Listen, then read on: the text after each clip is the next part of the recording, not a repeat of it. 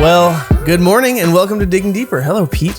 Hello, John. I'm excited to be on Digging Deeper today. I know. Especially knowing that you and I were going to have this heart-to-heart conversation. It's going to be a good time. It is. I don't know how much heart-to-heart there will be, but it'll be a conversation. It's going to be sentimental. And before we dive in, though, I do have a question. Yes. I'd like to talk about the small animal that crawled out of your face and apparently died. I'm wondering, do you have to feed it or care for it? Or no, it just lives off of the crumbs that are left around my face. Like when you eat soup, it just eats the extra parts to it? Yeah. I was thinking, when I look at you, at best, it looks like somebody who's excited for a sale at Home Depot. And at worst, someone that might have the cops called picking up their child from daycare. Yeah, I just want to make sure that I don't have my windows blacked out in my van. Yeah. Driving a van with that mustache would be just problematic in general. I do appreciate the Home Depot thing's good because I feel like I find a lot of inspiration in Ron Swanson from Parks and Rec. Have you watched that? I have, yeah. I made a Parks and Rec quote yesterday. You did? In first service, yeah. Which one? I started the service. I was so tired yesterday. Yeah. I know that's like complaining, but it just, the time change messed me up. And I made a joke about how I went and got a child-sized Diet Coke and said that's the same fluid ounces as a liquid 2-year-old child, which might be too morbid for saying on services, but whatever. You know. Yeah, Parks and Rec. I could go on. This whole podcast could be dedicated to Parks and Rec, but it's a good show. It's easily one of my favorites. Yeah. But we won't do that. Instead, we'll talk about your message yesterday, Sunday, for the people who are listening, maybe not yesterday. And I want to start off firstly, and this is no surprise, but we have kind of loosely been following the life of Jesus, maybe like loosely through the book of Mark or Luke, including some other references here and there, talking about his friendships, talking about his family, talking about whatever. You kind of didn't go that route. There's not a specific moment in Jesus's life that you created a sermon around. Right. Instead, it was more like philosophical, what fully human actually means. One, why did you decide to go that route? And then two, what was different in what you said than the way it was actually, like the sermon series started with kind of talking about fully human? The first question, I guess, had we planned or been very intentional that this series is going to like follow Luke or something like that, I would have been more inclined to do that. It was never really like, this was a series that Brandon created and kind of brought to our teaching team and said, here's what I want to do. When he presented it to us, it wasn't, we're going to follow the story. It was more like, here are some topics about the life of Jesus. And actually, the topic that he assigned me for what ended up being this week already changed a while ago. We made a change like in the third week that kind of just, so I was sort of open to, it was kind of a whatever I want to talk about week anyway. In relation to fully human. In relation to fully human. Yeah. I would say maybe coming then to the second question, I guess maybe the short answer would be, this is just a topic I'm really interested in. Yeah. I spent a decent amount of time studying it in preparation for my doctoral work because it was kind of a key piece of what I wanted to argue in my final submission. So when Brandon even mentioned image in his first week, it wasn't like, hey, I think what you said was wrong. Right. It was more like, oh, we could have gone so much deeper there. Yeah. Like there's so much to explore on that topic. And it's a topic that I explore a little bit in my Rise to Life class, which kind of talks about some of that. But I also felt like more than just wanting to dive into words or history or whatever, I do think there's something powerful about the life of Jesus, understanding his humanity as it relates to being a faithful servant, going back to all the way into Isaiah, which faithful servant was a concept that pre-existed even the word or concept of Messiah or Christ. Yeah. The expectation that the one who would come would be unlike all the terrible kings we've had, unlike Israel itself. It'd be a faithful servant. And so that concept is just always interested me. And I just thought it'd be fun to dive in. Whether or not it was or not, I'll leave up to people to listen, I guess. No, I thought it was awesome. I really enjoyed it. And I feel like the podcast is a good time to kind of dig deeper into like specific parts and maybe nerd out a little bit more than you would on like a Sunday service. So I'm really interested and would love to hear your take on like, how does the Genesis story, because we were talking about, Mesopotamia, Babylon, and all that stuff. Yeah. How does the Genesis creation story compare with other creation stories in that time frame where the word image comes up so often? Right. And why is the Jewish/Christian one like so subversive to what was happening in that culture in that time? Yeah, that's a good question. I touched on it a little bit yesterday. I don't know of any other creation stories that use the phrase image. I'm pretty sure Genesis is unique that way. But where it ties together is what other creation stories do tell us. And I don't want to say they're universal. There's no universal, all creation stories say the same thing. There are a few things that almost all Mesopotamian creation stories tell us. There was at some point chaos. Things were broken. They were a mess. Often there was darkness. Dark water was a view of like chaos and danger and things. And at some point, deities, higher beings, separated things, gave them names and functions, and told them what to do and who they were. Within that, what you often see is the purpose of humanity, like why the gods, not when I say God, I'm usually referring to Yahweh, the real God in my opinion, but why these other creation stories understood that their gods created them. It was almost always related to something close to slave labor. We have two specific stories are really telling. There's one story, and I touched on this a little bit in my own podcast, but there's a story about how you had like a hierarchy of gods. You had the sort of the more elite, rich, powerful gods and the smaller ones. And the smaller gods were doing a lot of the dirty work to make sure that the world was working properly. And they went on strike, and they went to the chief gods and said, we don't want to do this anymore. We're tired of digging ditches and stuff and farming. And so the higher gods got together and said, you know what, let us make man to bear the drudgery of the gods. Like literally, it was just a fun phrase, to bear the drudgery. And so their creation story was the primary reason that gods created people was to do the dirty work necessary to keep the world going.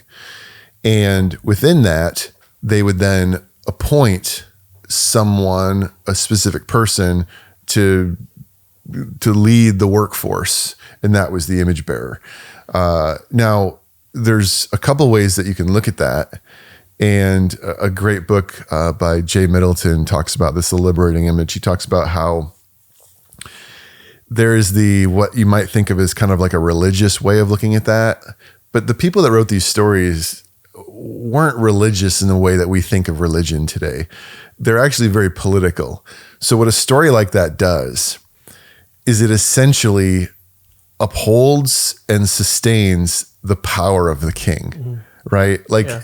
So the people that were writing those stories were probably wise men who worked for the kings. So when a wise man of Babylon, who you read the book of Daniel and his 4 friends, there's this whole group of people who worked like in the court of the king. They were the ones that were writing these kind of things. For them to write, the king of Babylon is the image of Marduk and his word is final as the gods. Well, you better do what he says. So all of these things upheld this social order that they're in charge. You were created to basically be slave labor. So shut your mouth and go to work and do what you're told. All of their creation stories kept people in line, right? It kept people thinking, well, this is what I was made for, just to work and do whatever the king tells me. And so you got to remember, again, it's convenient for the king, right? Yeah. So Genesis was written to a group of people who originally didn't believe they should have a king, who actually believed that God alone was king, and we are all in this together, and we should be a society that doesn't see ourselves as just living for slave labor with a king telling us what to do. A whole different kind of view of existence.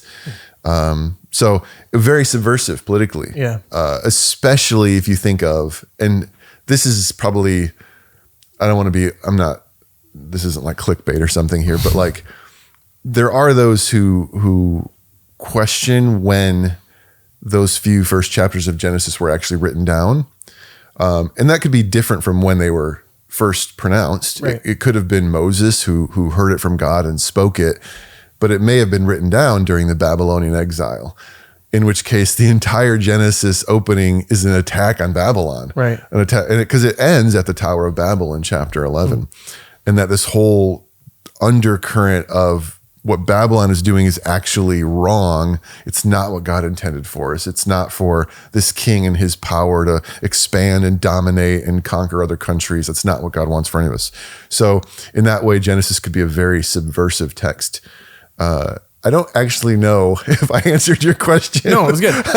Like, yeah, why is it so subversive? It was the idea of we are all image bearers. We are all that. Like what one culture has as their king, because he is the image bearer of the gods. Yeah. We are all that. And then you see that theme played out multiple times. I mean, in like First Kings or in Judges, God's like, I don't want there to be a king. Like Right. You guys rule yourselves. Like you are that. And then they say, no, we want a king. And then you go all the way into the New Testament. Like we are a royal priesthood. We are like that theme that starts off in Genesis 1 just continues throughout the entire Bible. Sure. And it's this constantly like subversive act. And even after the Bible's finished and you have, back in the Middle Ages and stuff where people needed to be forgiven by a priest in order to be forgiven by God, we have this tendency to want to like gatekeep or place hierarchy, when God's spirit lives in all of us as a royal priesthood. Yeah. And it's just so funny. The human condition is to constantly create that hierarchy, probably because it brings comfort.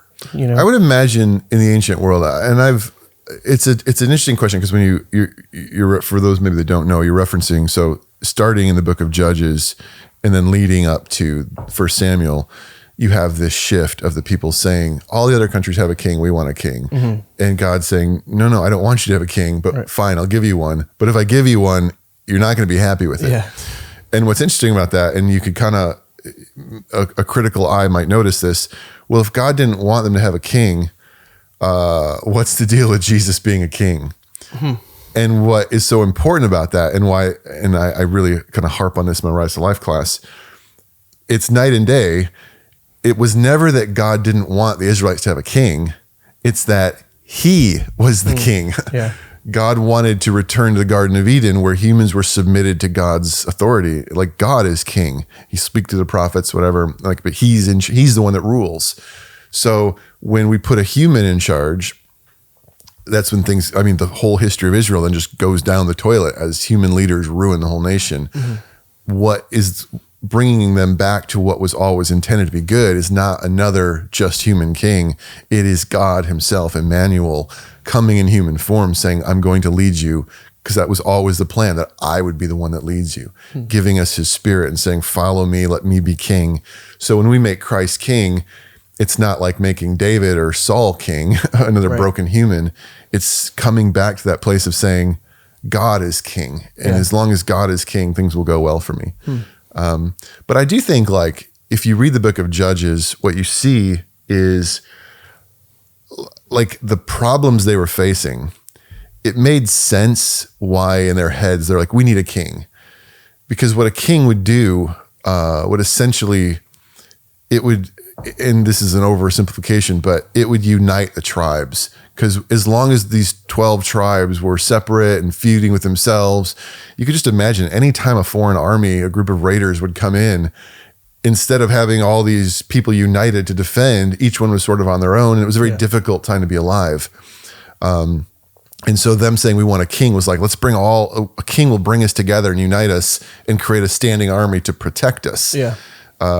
Which again, if you go back and read what God intended, it would be like, well, if you guys would just work together, this wouldn't be necessary. So there's a lot there, but I understand why the ancient Israelites wanted a king. Yeah. It made sense.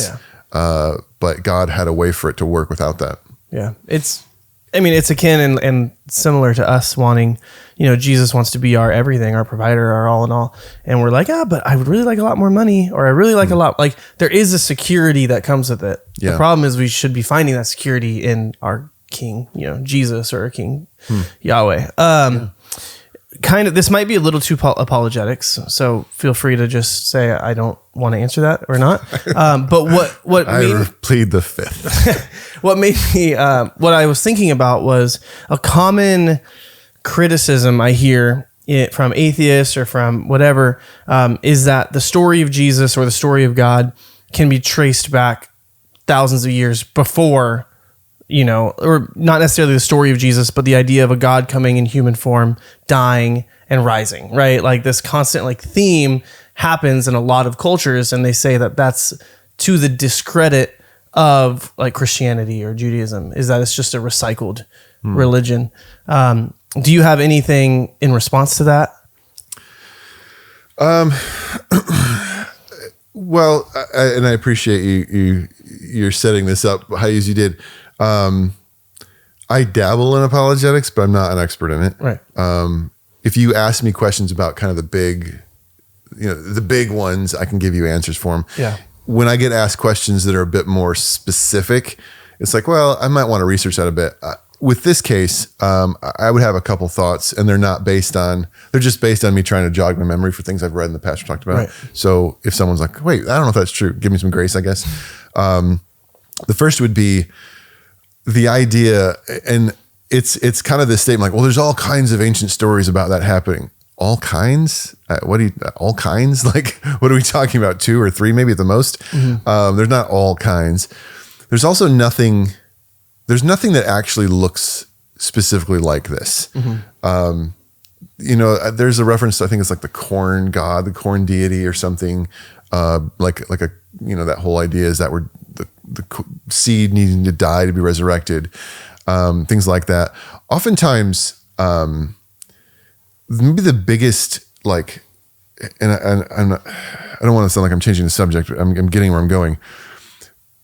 The ancient world thought of divine beings very differently than Christians do. When an ancient person thought of a god, and I think one of the most helpful things of trying to put your mind in their world is to understand this.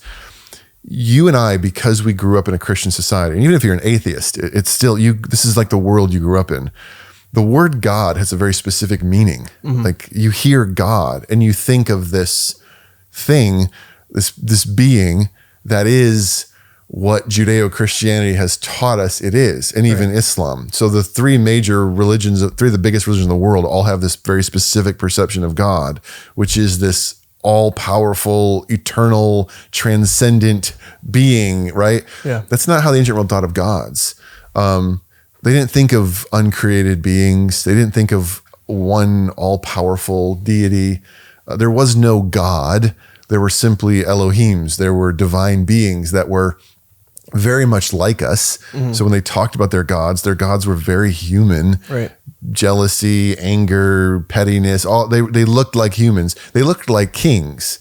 Like, their gods looked like kings. They were oftentimes vain and selfish and greedy, but they were more powerful. And all of these gods had a role to play. So, and trying to think of it that way, in the sense of, when you and I think of God, we don't think of him having a role to play. Mm-hmm. We think of him being above and beyond all of it. Yeah. He's not accountable to anyone. He doesn't have to do anything. He's God, right? That's not how they thought of it. The Egyptians didn't think of Ra that way. Ra was responsible to make sure that the sun came up every day. Mm-hmm. Ra had a responsibility. Ra was part of creation. He wasn't outside of creation. He was part of it. Yeah. So I need to do what I need to do as Ra's servant to make sure that he can take care of his job. So I need to worship his idols and pray to him and make sure, so the sun comes up and he takes care of us. It was reciprocal. So gods were like part of the world. They were just not quite human. They were bigger and better than humans in their terms of like whatever they could do power wise, but like us in how they thought. So even if you have a story about one of those deities, you know, so like one of those deities becoming human, like Zeus taking on the form of an eagle or a man and having intercourse with a woman. So, you know, that's how Hercules came about. Like it's such a different thing than what we're talking about. We're not playing on the same field here. We're not talking about the same thing. So first of all, there's not that many cases of that, but none of them look like what we're talking about.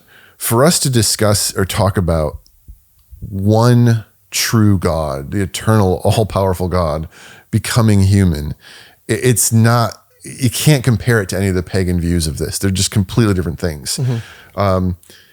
Also, and this is, I don't know if this is a good answer or not. It's very like, there's almost like two ways to look at a question like that. Your perspective can change how you think of it. I've heard people like the flood stories. Well, Enuma Elish or other people have flood stories. Gilgamesh has a flood epic. Right. Well, that's just proof that the Bible's nonsense because, you know, it just shows other stories. Well, that's one perspective. The other perspective is, well, if other people are telling a story, right, there's probably truth to the fact that a flood actually happened. Yeah. And the fact that other pagan views created stories about gods becoming humans, you could look at that from the critical negative perspective, like, oh, well, that's just proof the Christians made it up. Well, the other side, I could look at it and say, well, you could also just argue that other pagan religions were trying to copy Christianity, or that even if, you know, I believe that there are other spiritual beings in the world who are not for us, knowing something God was planning on doing and trying to create false copies of it. So I don't know if I would ever take that angle with an apologetic debate with an atheist, but I do think that way. Yeah. Of course they're going to try and copy. And Paul would later say, watch out for these angels of light who want to come and pretend and basically be a shadow or a fake copy of who God really is. Yeah. So I'm not surprised that there might be other people making up stories that try to look like Christianity. It doesn't, you know, it doesn't do anything to me. Yeah. At the end of the day, like Christianity is just, it's so utterly and completely unique. Right. Trying to compare it to anything is impossible. There's just nothing like it in the ancient world. And even today, it's still very unique. Yeah. So it makes me think of the quote from C.S. Lewis, where it's like, if I find in myself a desire that cannot be quenched by something in this world, it means I was created for something outside of this world. Like it's pointing to something real. Yeah. Like that, you know, he goes on, he talks about babies' hunger for milk because milk exists. Humans have a sexual desire because sex exists. Like he gives all these examples, and then he says, so if there's something in me that desires something more, it's proof that there must be more out there. And so since our souls, our hearts, they long for this thing that is above and greater than us, it makes sense that in time past, we've had this desire of like, if God would just come, you know, like if God would, like, he even says that like myths, like these myths can exist on their own. That's fine. What makes it unique is that the Christian God made a myth real, you know, like he made it a historical event. And so it's, I don't know, it's really cool, but it kind of reminds me of that same thing of there's that hunger inside of us for a reason. It doesn't just exist for something that doesn't exist out there, right. But it should be pointing us towards something. Yeah. One other thing I would say too, and the more I think about it, when I also look at those things, I remember somebody asked me a question on my podcast about this. There's something going around that Jesus was actually just another version of the sun god worship, like, and like it was idiocy basically when you just did any historical research. But when I hear people say like, "Oh, Jesus was just another edition of ... There's one really key important thing that you always have to account for, and to me, it's one of the strongest apologetic arguments about any of these potential heresies. All of those things, have to, if you're going to make sense of the Christian story, the primary place that you start is with Judaism, because Jesus was Jewish, and all of his first followers were Jewish. We know there might have been a few Roman Greek people on the outskirts, but the early church, the first 3,000 baptized, all these people are Jewish people. His disciples are Jewish. So to say or make any argument that Jesus is just a fill in the blank of this pagan story, you have to be able to show how a group of Jewish people who were in every ounce of their being diametrically opposed to paganism, wanted nothing to do with it, wouldn't let their children marry other people who were involved in paganism, rejected all of it, how they accepted this story of Jesus. And so when you're like, oh, well, there's a pagan, story about a corn god rising from the dead. The Jews didn't care about that. If Christianity was born in Greek culture, there'd be a lot of like, is this just another kind of pagan thing? The fact that Christianity was born in Judaism is so, I don't want to say interesting. It's this huge key piece of the story, because there was no other culture at the time who was accepting of other gods. They were the only culture in the entire world that believed there was only one true God. Is the culture that then said, and this is him in human form. When any other culture would have just been like, oh, it's just another God. Okay, cool. And like, it'd be the difference between like it happening today in America versus India. Or maybe a better example would be happening like in a Muslim country versus in India. It'd just be like, oh, another God. Okay, no big deal. Well, we have stories about other gods becoming human. So sure, I'll accept this one. Zeus became a human in order to mate with women. Okay, fine. Didn't happen among the Greek pagans. It happened among the monotheistic Jews who would have immediately rejected it. And many of them did immediately reject it. Like that's the whole argument in the first few decades. It's all like, no, there's one God. Jesus can't be God. And then the Christian Jews saying, actually, no, but that is the one true God in human flesh. None of it had anything to do with pagan stories or any of that kind of stuff. It was all happening in Judaism.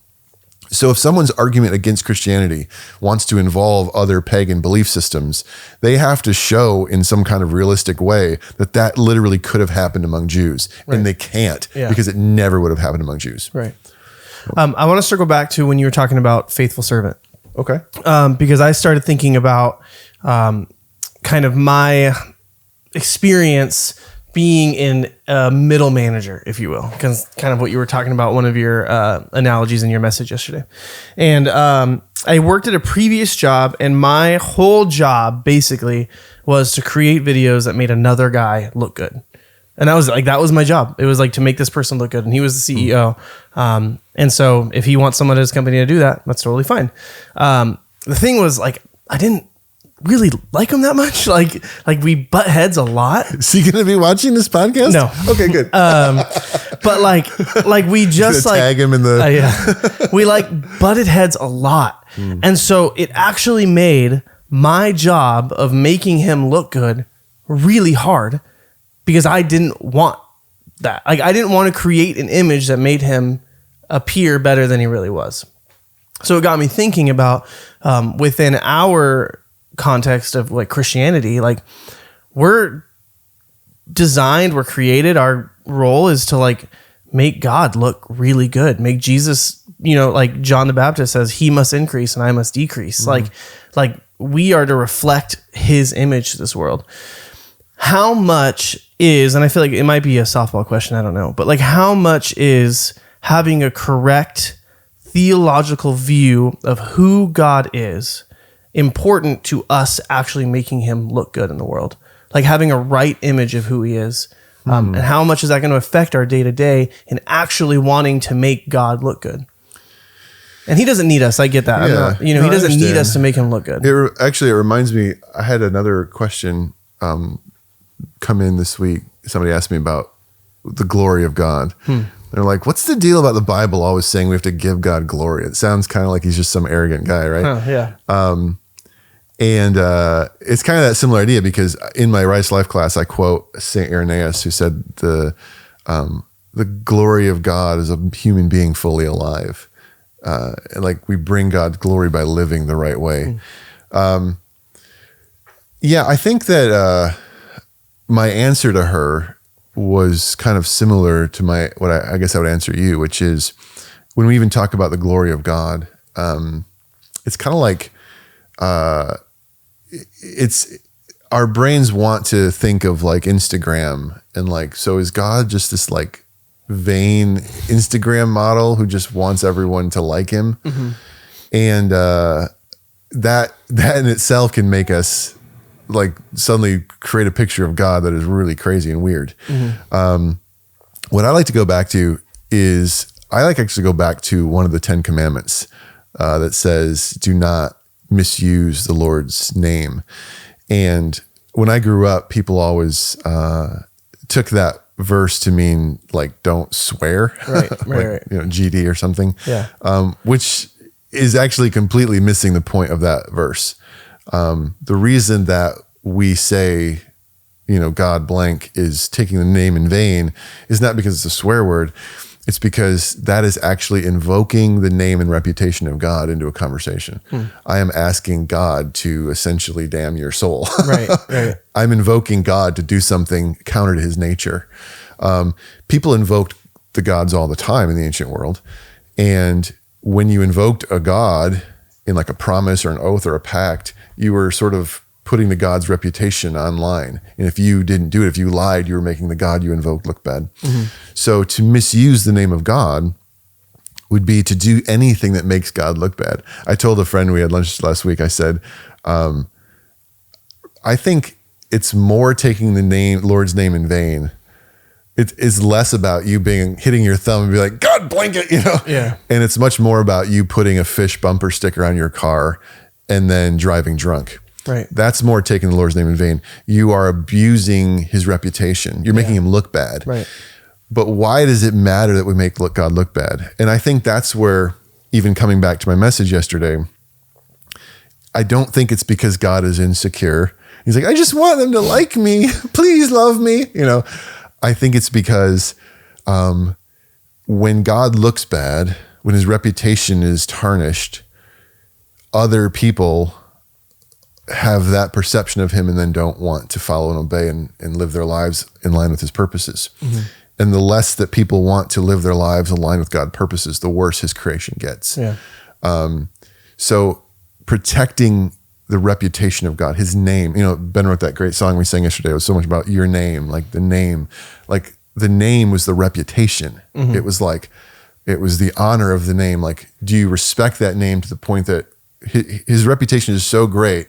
Like, I want to follow that God. Look at the amazing. So all of Jewish history was sort of boiled down to, we are the people who represent the name of God.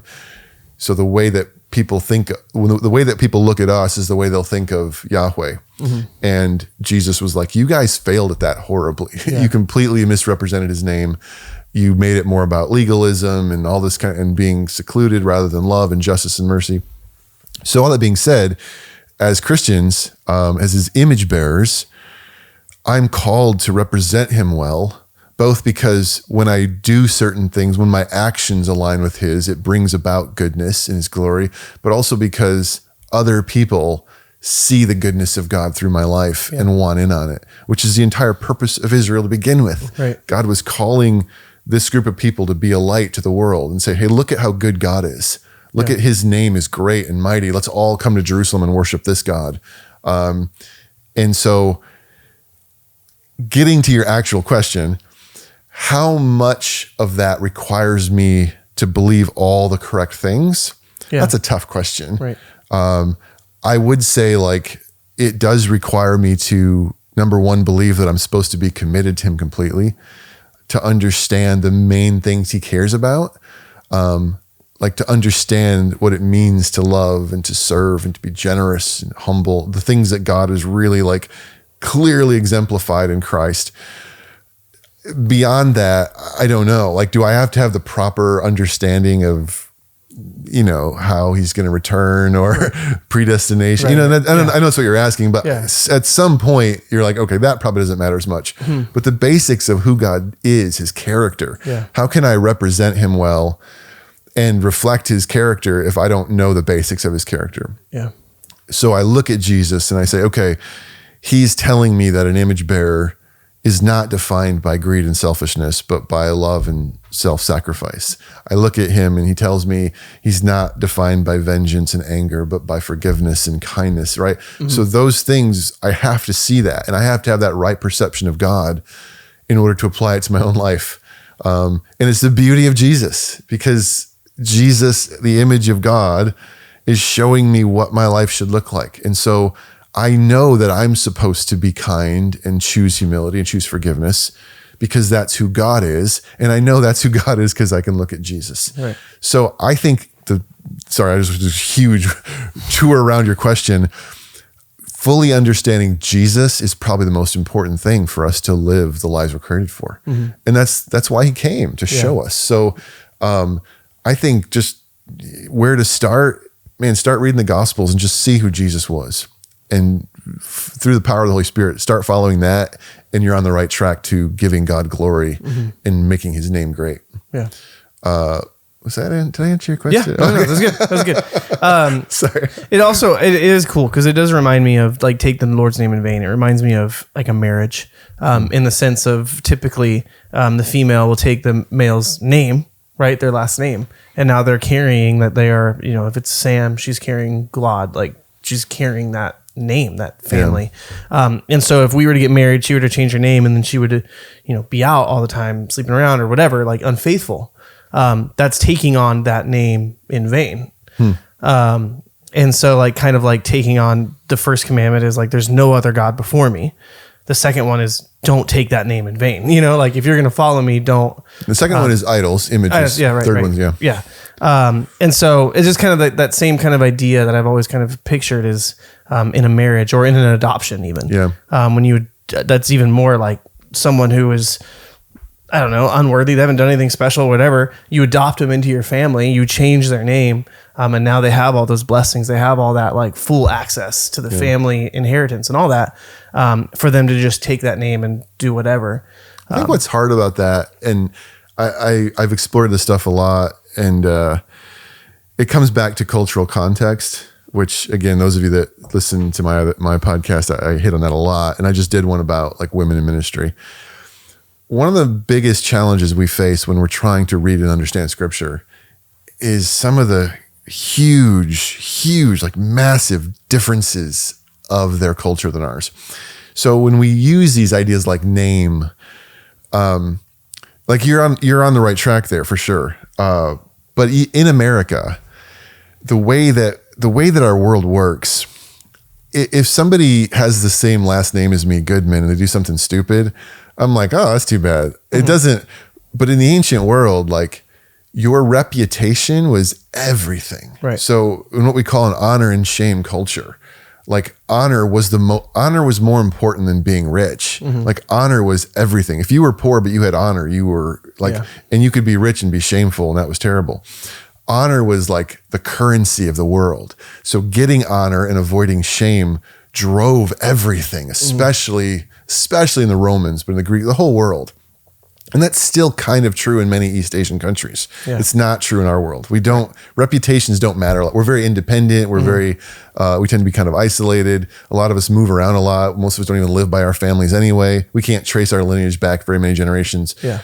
Completely different in the world of the Bible.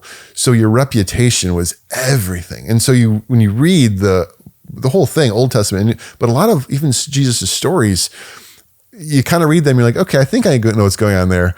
But it's not until you understand honor and shame, like, oh, now I see. Yeah. Like, the prodigal son wasn't just like, oh, my son ran away. It was like, you have tarnished the family name. And now when that father walks through the village, he has to keep his eyes down because he's living in shame. like it could affect his ability to borrow money or marry off one of his daughters. Like, it's everything. So the reputation of God, And even when Paul says, I'm not ashamed of the gospel, it's more than just like being embarrassed in high school, being a Christian. It's like honor and shame was like your status as a human being. So protecting the name of God was like, they understood that intrinsically. Like, just as you need to protect the honor of the patriarch of any family, how much more our God and the honor that's due him. So it's a big deal. I don't know that, I think there are ways that we can try to understand it, but it's like, until you try to see through their eyes. What I was getting at is when I did my podcast on women, in Corinthians, there's this verse about women covering their heads. And Paul says this really weird, uncomfortable thing about women being the glory of man and cover her head. And you're like, what is happening here? And a great commentary I read about that just pointed out how if you kind of like, when it comes to this, this feels very sexist and weird. Yeah, I get that. But imagine a husband and a wife, because it seems like that's the context, husband and wife, are at church together, and the wife does something extremely embarrassing, and the husband is just sitting like mortified, like, oh my, like, and Paul is basically saying at that time in that culture, going out of your house into a group outing and your wife not covering her hair, not only embarrassed her, it brought shame on the husband. His name was damaged by it as well. And so Paul's argument there is not necessarily trying to continue a general view of sexism. It was saying, like, don't do something that's bringing shame on your husband or your wife, because their honor, their name is just as impacted by it. Yeah. So like how we can think of that even with each other and the church as a whole. Like we work at a church, and if someone on our staff did something that brought shame to the name of Rice City, it would be like double hard. It would be like, not only have you brought some shame to Christianity, but specifically to our church that I work at, and now I'm embarrassed to work here. That's kind of what's going on behind the scenes in a lot of these writings when they talk about honor and shame. Would you say that my mustache brings shame to Rice City Church? Well, I think the challenge is whenever you think you might be in danger of having shame brought to your organization, you need to get ahead of it. And you need to separate that person and shame them publicly. So as long as other people know that you know it's shameful. So by beginning a podcast, by pointing out that your behavior is potentially shameful to the rest of us, I've guarded Rice City Church and protected us. Very good. So you can kind of... Edge of protection. Kazaza. I won't actually speak to you anymore after this podcast until you cut it off your face. You sound like my wife. With that, really sad. We'll end this episode. Thanks for listening. Robert speaking on this Sunday. It'll be awesome. It's going to be a good time. But can I offer, could I potentially, how like sometimes people put out like a bounty or a hit money?